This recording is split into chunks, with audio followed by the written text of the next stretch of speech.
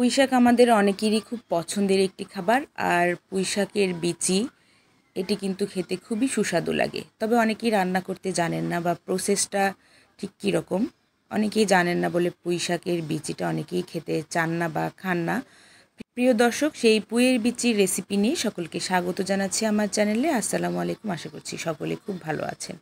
তো পুঁইয়ের বিচি দিয়ে মুসুর ডালের একটি রেসিপি সকলের সাথে শেয়ার করতে যাচ্ছি। আশা করছি আপনাদের কাছে ভালো লাগবে। আমাদের প্রথমেই লাগছে পুঁইয়ের বিচি, এবং পুঁইয়ের বিচিগুলোকে ভালোভাবে বেছে নিয়েছি। যেই শক্ত অংশটা ফেলে এখানে বিচির অংশটুকু নিয়েছি, নরম অংশটুকু ভালোভাবে ধুয়ে নিচ্ছি। বেশি একটা ময়লা নেই, 2-3 বার ধুয়ে আলাদা এক সাইডে রেখে এবারে আমরা মসুর ডাল ভালো করে একটু ধুয়ে নেব। তো মসুর ডাল এবং পুঁইয়ের বিচি দিয়ে রেসিপিটি আমি করছি, আর এর সাথে আরও অ্যাড করেছি মাঝারি সাইজের একটি আলু কুচি। এই আমাদের উপকরণ। কাটা মশলা লাগছে পেঁয়াজ কুচি, রসুন কুচি, কাঁচামরিচ এবং টমেটো কুচি। সমস্ত উপকরণ একসাথে ভালোভাবে কেটে ধুয়ে বেছে নেওয়ার পর এবারে আমরা রান্নায় চলে যাব। তার আগে কাঁচামরিচগুলো একটি হামানদিস্তার সাহায্যে ভালোভাবে ছেঁচে নিয়েছি। কড়াইতে দিয়ে দিলাম তেল এবং তাতে দিয়ে দিলাম মেথি ফোড়ন, রসুন ফোড়ন এবং এরপরে দিয়ে দিলাম পেঁয়াজ কুচি। ভালোভাবে নেড়ে চেড়ে একটু ভেজে নিচ্ছি। যখন একটু ভাজা ভাজা হয়ে যাবে, একটু ব্রাউন কালার হয়ে আসবে, তখন এতে দিয়ে দেব টমেটো কুচি। টমেটো কুচি দিয়ে ভালোভাবে নেড়েচেড়ে টমেটোটা যখন একটু নরম হয়ে আসবে এতে দিয়ে দেব বাটা মশলা। এখানে রসুন, আদা এবং পেঁয়াজ বাটাও ছিল। সমস্ত উপকরণ একটু ভাজা ভাজা হলে এবারে স্বাদমতো লবণ দিয়ে দিলাম, আরও একটু নেড়েচেড়ে ভেজে নিচ্ছি। এবারে আমরা রান্নার দ্বিতীয় ধাপে যাব। আমরা কড়াইতে দিয়ে দিলাম কাঁচামরিচ পেস্ট, দিয়ে দিলাম গরম মশলা গুঁড়ো, খুব সামান্য হলুদ গুঁড়ো, মরিচ গুঁড়ো এবং জিরার গুঁড়ো। সমস্ত উপকরণ দিয়ে ভালোভাবে নেড়েচেড়ে একটু ভাজা ভাজা করে অল্প পানি দিয়ে মশলাটাকে কষিয়ে নেব। আর কাঁচামরিচ পেস্টটা এখানে ভীষণ ভালো একটা স্বাদ আনবে। এবারে আমরা ভালোভাবে অল্প পানি দিয়ে ঢাকা দিয়ে মশলাটাকে কষতে দেব। মশলাটা যখন কষে আসবে, অর্থাৎ মশলার তেল যখন উপরে ভেসে উঠবে, তখন এতে দিয়ে দিব মসুর ডাল এবং আলু কুচি।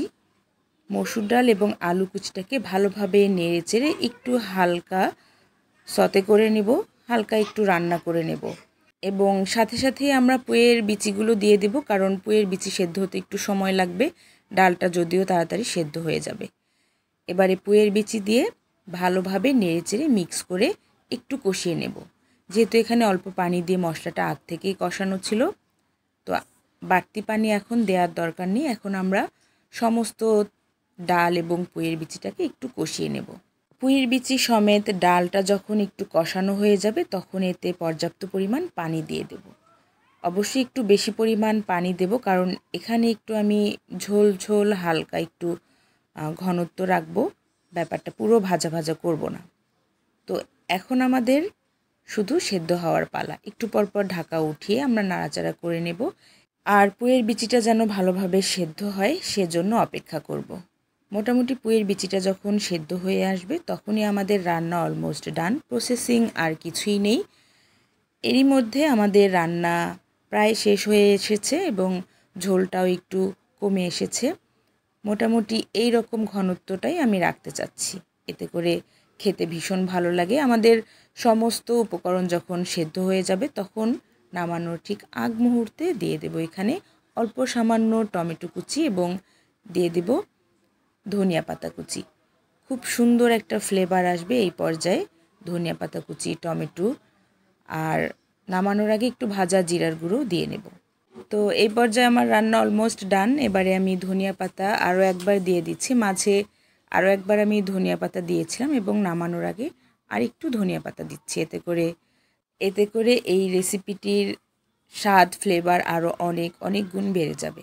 নামানোর আগে আর একটু ভাজা জিরার গুঁড়ো দিয়ে নিলাম।